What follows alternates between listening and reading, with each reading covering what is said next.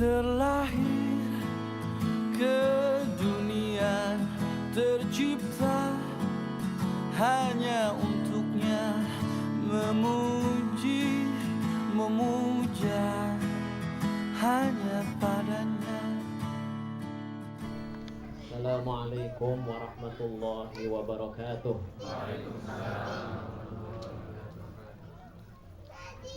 Innal hamdalillah nahmaduhu wa nasta'inuhu wa nastaghfiruh wa na'udzu billahi min syururi anfusina wa sayyiati a'malina.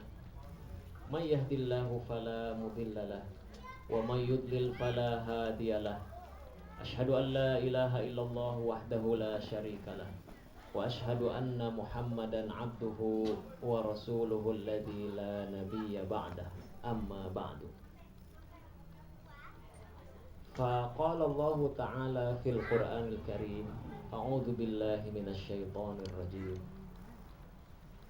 Khudz min amwalihim shadaqatan tutahhiruhum wa tuzakkihim biha wa shalli 'alaihim inna salataka sakanul lahum. Al-ayah. Para bapak, para ibu yang sama-sama mengharap ridho Allah Subhanahu wa Ta'ala, pertama-tama kita panjatkan puji dan syukur kehadirat Allah Subhanahu wa Ta'ala karena sampai saat ini, sampai ke Ramadan yang keberapa Ibu ya? Pak? 25 ya, insya Allah hafal karena sudah mendesak Idul Fitri 25. Alhamdulillah sampai saat ini kita diberi kekuatan. Di minggu terakhir ini semakin mepet waktu ke Idul Fitri, itu peluang kebaikan itu semakin besar. Apa contohnya? Ada salah satu malam yang disebut dengan malam Lailatul Qadar. Jadi ada yang disebut dengan Lailatul Qadar, malam yang lebih baik dan lebih agung dari 1000 bulan. Berarti kalau 1000 bulan itu berapa tahun ya? Lebih dari umur kita lah, dikalkulasikan lah. Itu satu malam itu lebih baik dari 1000 bulan. Kapan itu terjadi? Nah ini pas mepet-mepet ke akhir ini. Nah biasanya kan yang mepet-mepet itu banyak potensi kebaikannya. Nah salah satunya adalah Lailatul Qadar. Kapan itu ya? Tentu malam hari. Namanya juga Laila ya. Lailatul itu artinya malam. Tidak mungkin malam disebut Laila. Laila itu ya malam. Lailatul Qadar, kapan itu? 10 hari terakhir. Kata Nabi, iltamisuha fil ashril awakhir. Coba dicari, Lailatul Qadar itu 10 hari terakhir. Nah ini kita sudah menjalani 25. Maka ada sisa untuk kita bisa mencari Lailatul Qadar, malam yang sangat agung dan lebih mulia, lebih bagus dari 1000 bulan. Caranya dengan apa? Tentu bukan dengan tidur. Kalau tidur mah enak ya, enak. Kalau kita tidur kemudian tidak melakukan ibadah apapun, jangan harap bisa dapat Lailatul Qadar tadi. Nah kata Nabi, sejarahnya bagaimana Lailatul Qadar itu? Jadi sejarahnya ketika Nabi mau memberitahukan bahwa malam itu yang lebih agung dari 1000 bulan itu sudah tahu, asalnya sudah tahu. Ketika mau memberitahu kepada para sahabat, tiba-tiba ada 2 orang yang sedang bertengkar. Akhirnya Nabi oleh Allah sudah lupa. Kapan ya? Lupa. Akhirnya Nabi dilupakan oleh Allah, dalam arti Nabi saat itu tidak jadi memberitahukan karena dibuat lupa. Kata Nabi, wah tadinya saya mau memberitahukan kapan itu malam yang lebih agung dari 1000 bulan. Tetapi karena kalian 2 orang ini bertengkar, akhirnya lupa deh. Maka kemudian kata Nabi, kalau gitu carilah di malam-malam yang ganjil. Oleh karena itu saya pribadi menghimbau saya pribadi dan ibu-ibu, bapak-bapak sekalian, mumpung ada beberapa malam terakhir 26, malam 26, 27, 28, 29 ya, masih ada beberapa hari lagi. Bersungguh-sungguhlah dalam beribadah, baik itu ibadah yang bersifat jasadiyah ya, sholat, baca Quran, ataupun ibadah dalam bentuk maliyah, sedekah. ataupun ibadah dalam bentuk fikriyah, berpikir. Jadi berpikir yang positif, berpikir yang optimis, mumpung masih ada kesempatan. Insya Allah mudah-mudahan kita bisa memanfaatkan 5 hari terakhir ini. Para ibu, para bapak sekalian, insya Allah saya saat ini akan membahas tentang bagaimana hakikat harta di dalam Islam, kemudian bagaimana kaitannya dengan ketakwaan, dan bagaimana hakikat dunia ini. Ada satu cerita saya dapatkan dari satu buku, bagaimana hakikat dunia ini. Suatu ketika pengikut Nabi Isa ingin diajari oleh Nabi Isa. Jadi Nabi Isa ingin mengajarkan sesuatu. Kemudian beliau bersama salah satu orang berjalan ke salah satu taman ya. Kemudian saat itu diperlihatkan atau Nabi Isa membawa bekal 2 potong roti ya. Jadi ceritanya ada 2 potong roti, 3 potong roti. Saat itu Nabi Isa melakukan satu perjalanan dengan salah seorang hawari. Berjalanlah itu membawa bekal 3 potong roti. Kemudian datang waktu makan. Nabi Isa makan satu, dia makan satu. Nabi Isa tiba-tiba ingin keluar menunaikan sesuatu. Ketika balik lagi ternyata tadinya 3, yang 2 sudah dimakan, harusnya tersisa 1, ternyata dia makan itu hilang. Jadi 3-tiganya hilang. Kemudian Nabi Isa bertanya, "Ya rajul, aina hadhir raghib? Aina hadar raghib?" Kemana ini makanan yang tadi? Kita kan tadi ada 2. Apa kata dia? Saya tidak tahu. Kemudian Nabi Isa, dia seorang nabi kan, ini pasti berbohong. Dia tanya lagi, kemana tadi yang satu lagi? Saya tidak tahu. Baiklah, Nabi Isa ingin memberikan satu pelajaran. Berjalanlah bersama-sama sehingga sampai pada, kalau tidak salah, sampai salah satu sungai. Kemudian diberikanlah mukjizat. Satu mukjizat, orang itu melihat mukjizat yang sangat besar. Setelah itu Nabi Isa mengatakan, "Ya rajul, roti yang tadi itu kemana?" Jadi orang ini sudah melihat kemukjizatan Nabi Isa, tapi tetap dia mau mengaku, saya tidak tahu. Baiklah, berjalan lagi, kemudian melihat salah seekor kijang. Jadi kijang kecil terlihat. Nabi Isa kemudian dengan kemukjizatannya itu dia berhasil ditangkap dengan mudah, kemudian disembelih, makan dengan nikmat. Setelah itu kemudian Nabi Isa bertanya lagi, roti tadi kemana? Saya tidak tahu. Akhirnya ada beberapa batu oleh Nabi Isa dengan mukjizatnya dirubah menjadi 3 keping emas. Oke, ahlan wa sahlan. Fi al-majlis al-mubarak insyaallah. Oke, kembali ke cerita tadi. Kemudian dirubah menjadi 3 potong emas. Nah, setelah itu bagaimana? Nabi Isa kemudian bertanya, "Ini emas kita bagi 2 saja. Kamu ambil 1, saya ambil 1. Nah, 1 ini kan tersisa tuh. 1 buatku, 1 buat kamu. Nah, yang 1 lagi ini buat yang makan roti tadi deh." Akhirnya si laki-laki ini berpikir, wah bener kan aku yang makan tadi itu. Akhirnya dia datang ke Nabi Isa. Nabi Isa, sebenarnya tadi memang aku yang makan roti itu. Wallahi, dia jujur sejujur-jujurnya. Kenapa? Karena melihat emas tadi. Sejujur-jujurnya. Gitu biasanya kan orang ketika melihat hal yang kemilau. Kemudian setelah itu tidak apa-apa. Silahkan ambil. Diambillah. Nabi Isa kemudian ambil saja semuanya, ambil 3 keping emas itu. Dia senang kan? Berpisahlah Nabi Isa dengan orang tersebut. Tiba-tiba di tengah perjalanan, melakukan perjalanan yang agak panjang, dia pulang ke rumahnya. Tiba-tiba ada 2 orang yang ingin menjegal dia. Kalau kita bilang apa ya, begal ya, begal. Kalau bahasa Arab itu kutong otorik. Kutong otorik itu ya tukang bajak. Kalau di laut namanya bajak laut, kalau di padang pasir ya bajak padang pasir ya. ahlan wa sahlan di Kedumiku. Mungkin saya berdiri aja kali ya, ya Mas. Biar agak enak. Waalaikumsalam. Saya paham.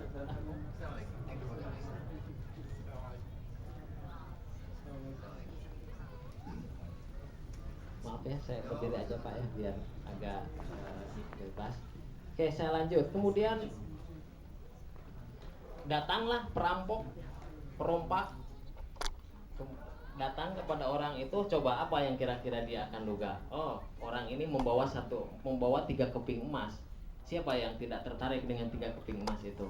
Akhirnya 2 orang itu mendekati. Sebelum mendekat dia berpikir, nah ini pasti nodong aku nih, ini pasti nodong gue nih. Nah, jadi akhirnya dia sudah menyiapkan senjata bahwa jangan ditodong, aku akan kasih ini emas buat kalian. Gitulah ceritanya begitu. Akhirnya dia 2 orang itu diajak, sudahlah begini, ini kan ada 3, mari kita bagi satu-satu.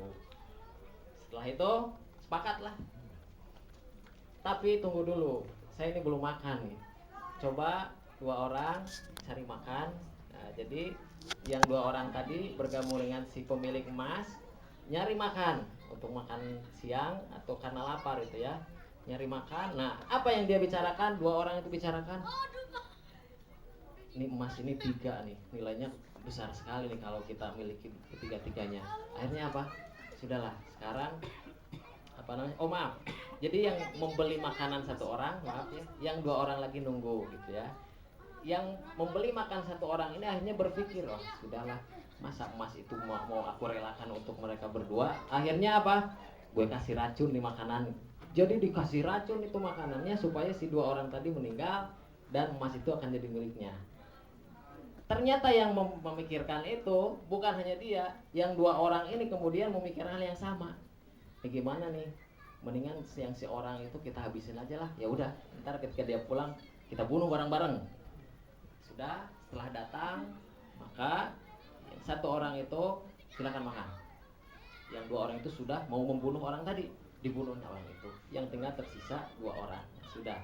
Setelah itu makan dan akhirnya apa? 3 orang itu mati, ya. Mati semuanya kan? Yang 2 diracun, yang 1 dibunuh. Meninggallah itu. Emas yang 3 keping itu, yang berharga itu berserakan. Kemudian esoknya datang Nabi Isa bersama para pengikutnya ingin mengajarkan sesuatu.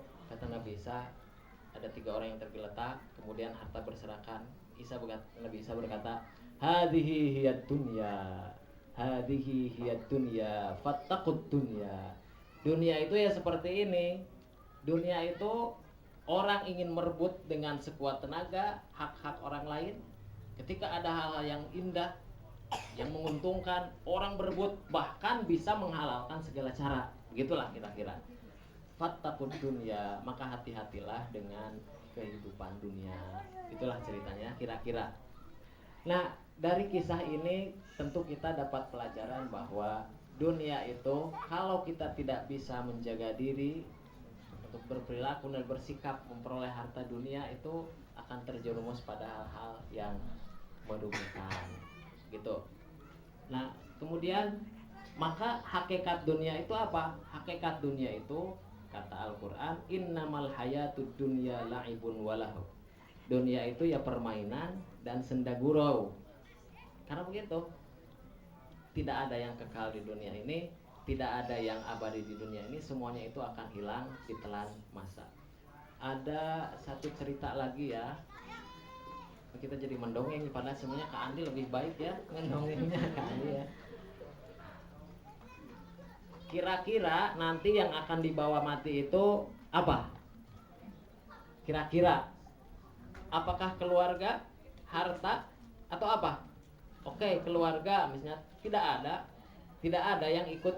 Kalau ada orang meninggal terus dia menangis sampai bilang apa, saya juga ingin ikut. Kalau misalnya ada suami meninggal, istrinya sampai bilang bapak ikut, bohong. Coba kalau ingin ikut, coba tuh dia nangis terus pengen ikut, kubur aja bareng. Ada nggak? Tidak ada ya. Keluarga tidak akan ada. Kemudian harta tidak. Ketika sudah meninggal, ya yang dibawa itu apa? Yang kain kafan saja yang putih. Bahkan bukan hanya ketika meninggal dunia, ketika sakit pun kita ini sudah meninggalkan harta sedemikian rupa, jadi dicopot bolonyonkeun semuanya gitu ya. Kalau sudah sadayana ditinggalkan, semuanya itu ditinggalkan. Tahu bolonyon Bu? Bolonyon itu ya tidak ada yang dipakai. Contoh apa misalnya kalau sakit nih pasti mengalami semuanya ya, pasti ada yang pernah sakit di rumah sakit misalnya. Karena dia merasa bahwa dia itu hartanya banyak. Coba Bu kesini Bu, jas yang dari Itali yang harganya jutaan saya mau pakai, tapi dia sedang sakit terbaring. Apa itu mungkin? Tidak akan. Jas yang bagus, dasi yang panjang dan dari sutra apapun ketika sakit, apa kata dokter? Maaf, dibuka, diganti dengan pakaian putih khusus untuk orang sakit. Itu waktu sakit saja, apa yang sudah meninggal dunia. Makanan, coba makanan. Biasanya ketika makanan datang itu ketika sehat, ketika sakit. Ketika sakit, ada yang bawa pisang, bawa anggur, bawa durian, segala ada. Ketika sakit datang makanan banyak sekali, ketika sehat kemana ini nggak ada yang ngirim gitu ya. Ini artinya apa? Ahlan wa sahlan. Ini yang orang Arab mana? Saya.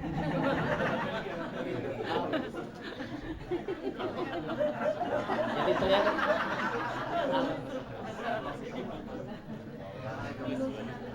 jadi saya sapa semua dengan ahlan wa sahlan, mudah-mudahan mengerti ya.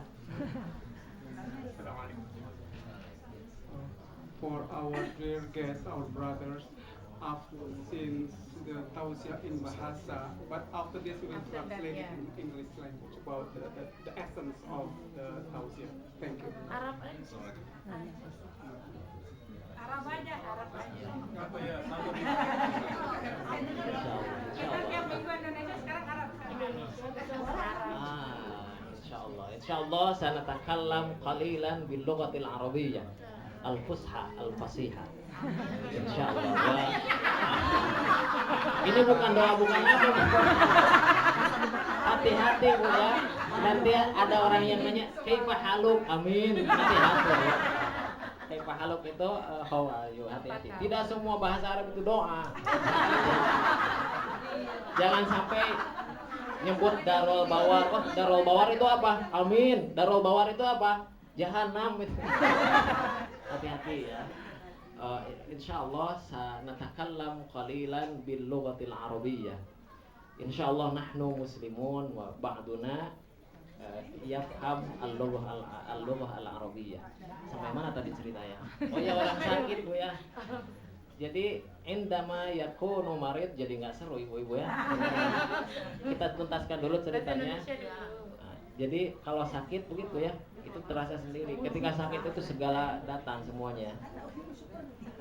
Semuanya ditinggalkan. Meskipun dia punya sepatu baru, dokter pasti melarang. Coba copot semuanya. Giliran sehat pada nggak ada yang ngirim, giliran sakit ngirim semua. Dokter melarang semua gitu ya. Malah ada anekdot katanya, kira-kira mau milih mana Bu ya? Apa namanya? Barangnya ada semua, makanan tapi tidak boleh sama dokter, atau apa namanya itu? Kok saya lupa lagi. Oke, kita langsung ke bahasa Arab saja ya. Yakni kullama yakunu al-insanu maridan taraka kulla syai'in min amwalihim. Taraka kulla syai'in min amwalihim hatta wa in kanat hadhil amwalu ladidatan aw lazimatan lahu aw khassatan bihi. Artinya apa? Seperti tadi ya, sudah dijelaskan ke Indonesia. Jadi al-maridu indama yamrad taraka kulla syai'in min kulla asya' min ad-dunya bal hatta libasuhu alladhi kana yalbasuhu wa khida'uhu alladhi kana yalbasuhu wa in kana hadzal hida'u ghaliyat thaman tarakahu 'indal marad la siyama 'indal maut. 'Indal marad tarakahu kullu la siyama 'indal mauti. Jadi ketika sakit saja sudah ditinggalkan sedikit-sedikit, apalagi sesudah mati. Jadi ya untuk apa hidup ini begitu kalau hanya sekedar untuk mengejar harta dan mengumpul-ngumpul harta, konon itu untuk bekal nanti. Nah, paling yang kita salah persepsi adalah katanya ingin buat bekal nanti di akhirat, tetapi infak saja tidak gitu. saya bekerja keras, kan sunnah dari sunnah Nabi, perintah Islam. Bekerja keras itu sunnah dan kewajiban dan Islam. Wajib itu bekerja keras, bekerja apapun, meskipun pekerjaannya itu beda-beda, dalam arti mau jadi pegawai, mau jadi petani, mau jadi penjahit, mau jadi tukang kayu, mau jadi pelayan dan lain sebagainya, itu Islam tidak mempermasalahkan. Silakan. Kenapa? Al-anbiya'u kulluhum kanu ummalan minhum tajiran mithla nabiyina Muhammad sallallahu alaihi wasallam. Nabi Muhammad kan pedagang, umur 12 tahun diajak pamannya ke negeri Syam, Damaskus sekarang mungkin ya, yang perbatasan itu. 12 tahun. Kana tajiran. Wa Nabiyullah Idris kana khayyatan. Nabi Idris itu menurut sejarah dia itu penjahit, tukang ngaputnya, tukang ngaput Sunda nama. Jadi ada mesin, kalau dulu belum ada mesin, dijahit kemudian menjadi sebuah pakaian. Kana khayyatan liyasna'u al-malabis wal khidha wa kull syai'in. Wa Nabiyullah Musa. Musa apa pekerjaannya? Ra'in, penggembala. Ra'in itu penggembala ya. Apa bahasa Inggrisnya? Penggembala itu? Cowboy. Cowboy ya. Penggembala, jadi menggembalakan sekian banyak domba-domba itu. Karena penggembala akhirnya apa? Jadi menantu bos kambing-kambing gitu ya. Biasanya jodoh itu dekat dengan bagaimana dia bergaul. Biasanya karena dia menggembalakan kambing milik Nabi siapa itu? Nabi Syuaib kalau nggak salah ya. Nabi Syuaib. Dia menggembalakan kambing karena menebus pokoknya dia disewa untuk bekerja selama sekian tahun. Setelah itu nanti dinikahkan dengan anaknya. Nggak apa-apalah katanya. Karena anak bos. Siapa yang nggak mau anak bos? Kemudian Nabi juga. Karena Musa alaihissalam ra'iyan. Wa kana Nabiullah Daud kanu haddadan. Haddad. Tahu Haddad? Bukan Haddad Alwi ya, penyanyi. Kalau Haddad Alwi, Haddad itu tukang besi, pandai besi. Jadi beda tukang besi sama pandai besi. Dia pandai membuat pedang, membuat alat-alat dari besi. Itu pekerjaan beliau. Dan kemudian apakah mereka itu berdakwah terus berdakwah? Welcome ahlan wa sahlan. Ahlan wa sahlan. Betul. Baik, nu'akkid bi annal anbiya kulluhum ya'maluna wa yashtaghiluna ala hasabi wadhaifihim. Minhum tujjar wa minhum khayyat wa minhum najjaran mithla Nabi Nuh. Nabi Nuh itu tukang kayu, bisa membuat perahu segede gaban. Itu kalau dia tidak ahli nggak mungkin bisa. Itu karena ahli jadi dibuat. Karena najjaran yasna'us safina al-kabirah hatta 'indama ja'a al-faydan kanat as-safinah tunjil mu'minin. Unzur ila haula hum yastaghilun wa yamalun. Para nabi itu sudah nabi, bekerja pula gitu ya. Kalau kita mungkin beberapa rekan-rekan di Indonesia, nabi bukan, orang soleh bukan, kerja juga tidak, itu mengkhawatirkan ya. Nabi sudah bertugas menjadi seorang nabi, juga bekerja dan ahli. Kanu anbiya wadhifah kabirah wa kanu ummal wa indahum wadhifah. Alaysa kadzalik? Bala. Kemudian, Islam menganjurkan untuk terus bekerja keras. Untuk apa? Mengumpulkan apa? Mengumpulkan harta. Untuk apa? Untuk bekal kita di akhirat. Caranya apa? Caranya adalah dengan kata Nabi, wa anfiqu mimma razaqnakum min qabli ay ya'tiya ahadakumul maut. Di surat Al-Baqarah, di surat Al-Munafiqun. Ya ayyuhalladzina amanu la tulhikum amwalukum wala auladukum an dzikrillah. Atau dalam surat wa anfiqu mimma razaqnakum min qabli ay ya'tiya ahadakumul maut. Infakkanlah oleh kalian sebagian mimma razaqnakum, sebagian. Nah, nanti para ulama mengatakan kenapa disebut sebagian. Kalau misalnya kita menginfakkan seluruh harta kita nih, apakah itu juga disebut sebagian? Maka kalau Quraisy Shihab ahli tafsir mengatakan, meskipun kamu menginfakkan seluruh harta kamu, rumah diinfakkan, sawah semua, mobil dan semua itu diinfakkan, tapi tetap itu disebutnya sebagian. Kenapa? Karena rizki Allah itu lebih daripada sekedar harta bendawi. Udara itu rezeki, nafas itu rezeki dan lain sebagainya. Makanya mimma, begitu kata ahli tafsir. Pak, mata yakunul infaq qablal maut, sebelum meninggal. Jadi mumpung kita ini belum meninggal, ya infak lah. Nabi mengatakan ayyus sadaqati afdal, sedekah apa yang paling utama? Ayyus sadaqati afdal, as-sadaqatul afdal an tunfiq an tusaddiqa malaka wa anta sahihun syahih. Engkau menginfakkan hartamu, bersedekah ketika kita masih sehat, masih bercita-cita untuk menjadi kaya, dan ketika saat itu kita masih khawatir jatuh miskin. Ketika itu infakkan, itu paling afdal. Kenapa? Karena nanti ada saatnya kamu ketika menjelang kematian itu kamu ingat bahwa dia belum berinfak. Maksudnya apa?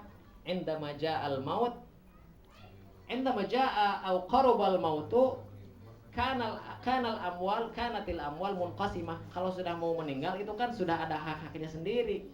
Ada yang mendapatkan waris sekian persen, ada yang wasiat dan sebagainya. Ketika begitu, alah, coba itu harta yang di sana infakkan saja ke si anu. Tidak bisa bu, tidak bisa pak. Kenapa? Kamu sudah mau mati dan ada ahli waris sekian persen, ada wasiat sepertiga. Itu sudah tidak bisa kamu infakkan lagi. Itu sudah menjadi pos-pos masing-masing. Makanya kata Nabi, yang paling abdol itu ya ketika kita bebas menggunakan harta itu. Mau diinfakkan ke yang jelek atau yang buruk, kita masih bebas, masih sehat. Nah saat itulah kita dianjurkan. Kalau sudah meninggal mas sudah bu, meninggal sajalah. Kenapa? Karena itu sudah diukur semua. Yani kulluhu yuqaddaru ala qadariha.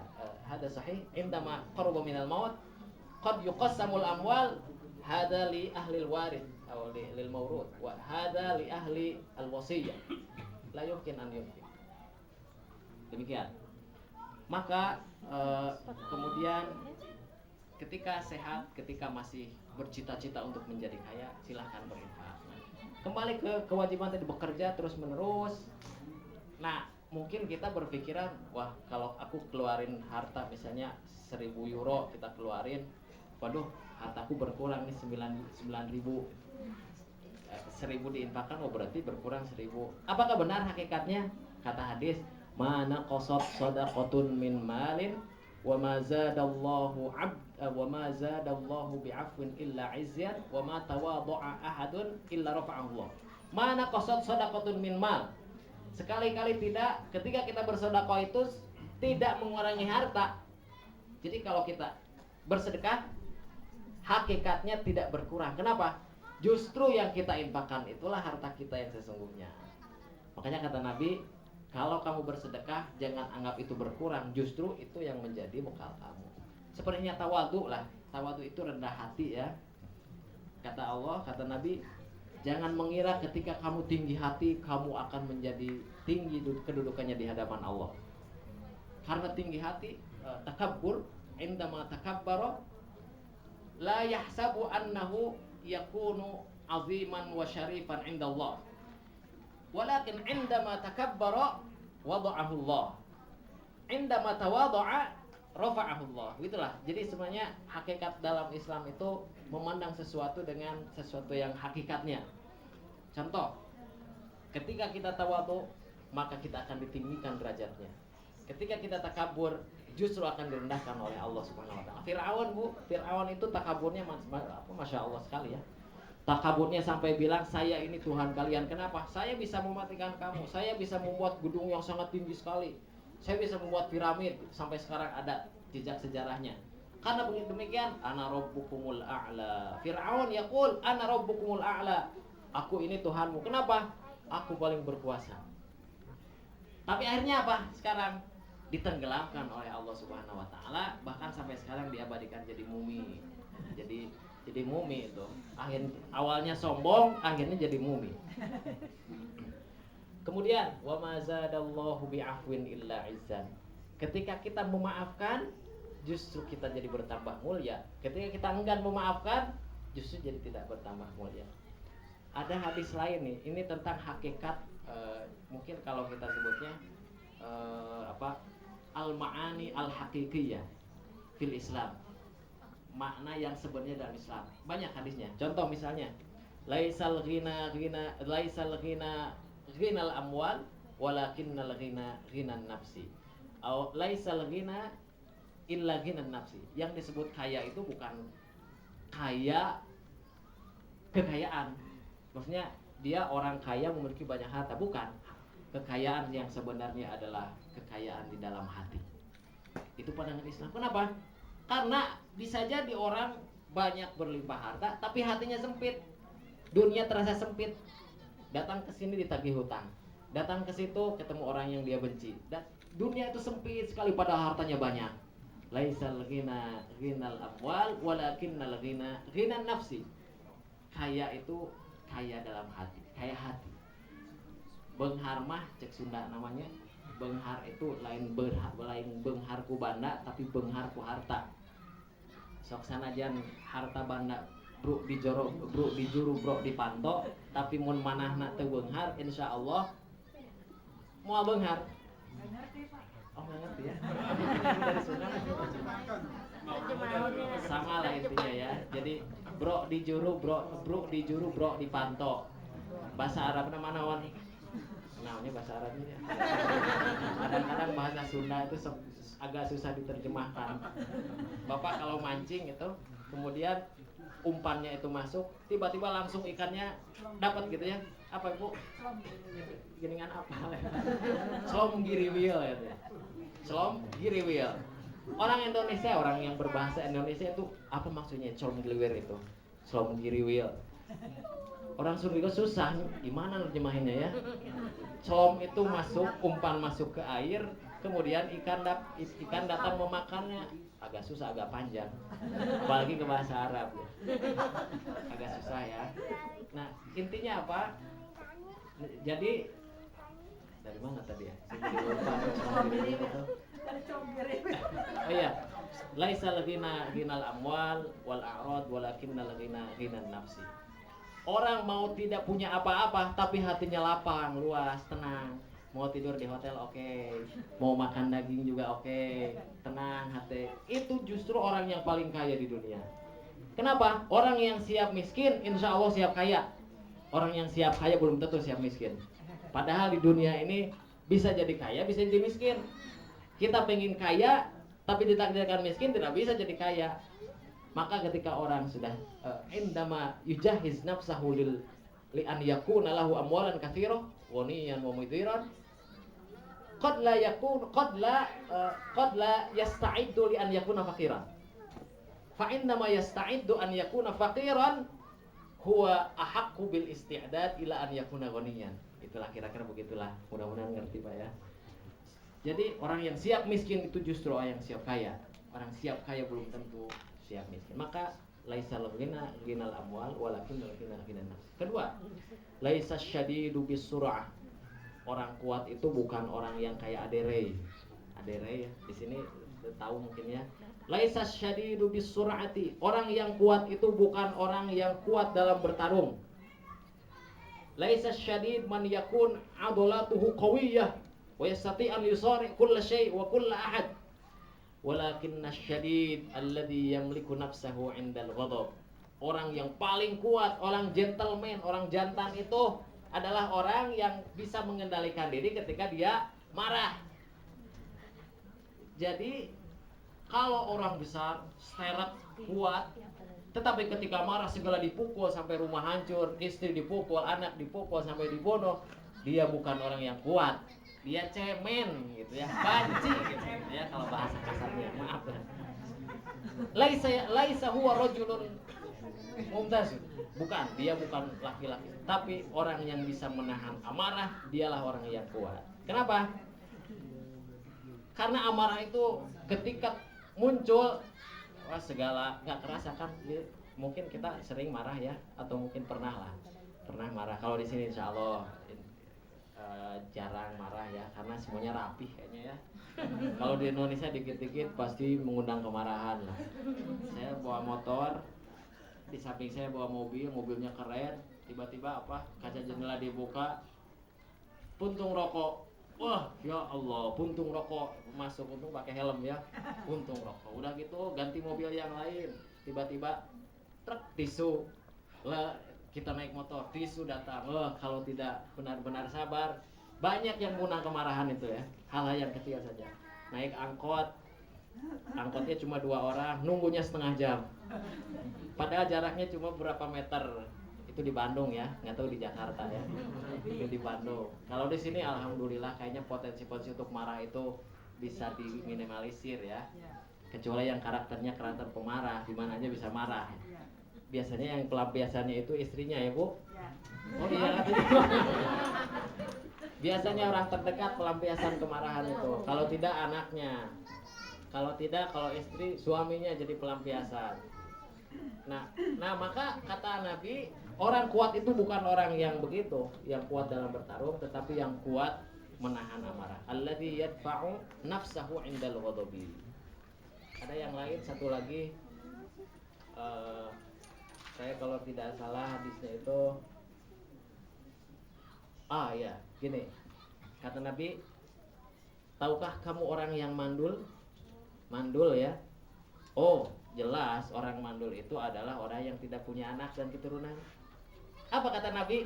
Yang memiliki pandangan visioner, pandangan yang penuh hikmah, penuh dengan hati nurani, penuh kasih sayang. Nabi kemudian mengatakan, bukan.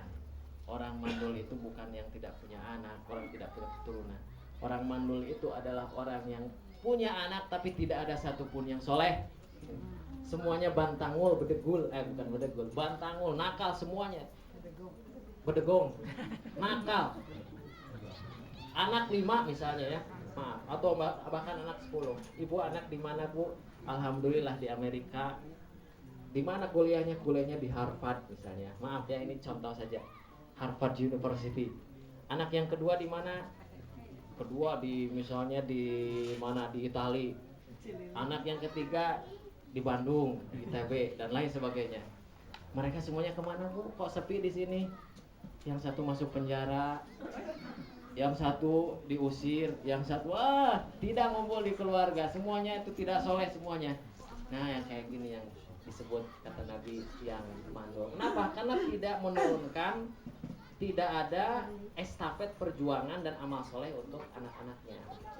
Oleh karena itu maka pandangan Nabi di sini kalau dalam bahasa Arab itu ru'yah nabawiyah shadiqah. Yani yanzur il asya al haqiqiyah walaysat asya zahiriyah walakin batiniyah nafsiyah dakhilah ruhaniyah. Hada Nabi sallallahu alaihi wasallam, Muhammad sallallahu alaihi wasallam. Begitu bijaknya Nabi sehingga mengatakan demikian. Maka selanjutnya tadi sudah bekerja wajib, terus bagaimana cara memanfaatkan harta dengan infak dan sedekah dan lain sebagainya. Ramadan tentu akhir itu ada istilahnya zakat fitrah. Apa itu zakat fitrah? Zakat fitrah adalah tuhrotan lil masaki, tuhrotan lisoimi, wa tu'matan lil masakin. Tutahhiru as-saim minal dzunub wa tut'imul masakin minal ju'. Lihat Bu, 2 fungsi zakat fitrah. 1, menyucikan orang yang sedang saum. Jadi kita ini saumnya, siapa yang bisa jamin saum kita diterima selama beberapa hari ke belakang? Gak ada ya. Gak ada itu. Bahkan Imamul Akbar, siapapun, la yadmanu ahadan bi an yuqbal saumuhu athna'a syahr Ramadan. La yujad ahad. Lidzalik syara'a zakat al-fitr liyutahhira as-shaim. Idza kan hunak mathalan as-shaim yasum walakinnahu la yumsiku 'anil kalam as-sayyi. Yumsikul ju', dia menahan lapar tetapi semangat membicarakan keburukan orang. Aduh lapar Bu, sampai keperengkilan gitunya, sampai seperti itulah. Tapi ketika ada orang, ini kabar baru nih, ada gosip, digosok makin sip, hilang laparnya itu. Ngobrol sana sini, lumayan buat ngabuburit, katanya ngabuburitnya gibah, hati-hati itu. Belum tentu sempurna. Nah dengan apa? Dengan zakat fitrah. Jadi nanti zakat fitrah itu fungsinya disucikan dosa-dosa yang ketika saum. Satu lagi tu'matan lil masakin, jadi makanan untuk orang-orang miskin. Masih ada Bu ya, sedikit lagi lah. 1 menit lagi ya. Nah, dimensi Islam itu ilal a'la wa ilal ard. Jadi Bu, Islam itu dalam ajarannya itu tidak hanya dalam bahasa kerennya tidak hanya melangit, tapi juga membumi. Maksudnya apa? Kita beribadah kepada Allah betul, itu diharuskan, sholat, zakat dan sebagainya. Tapi ingat, itu fungsinya bukan hanya kita kepada Allah, tapi juga fungsinya kepada manusia. Contohnya apa ya zakat itu?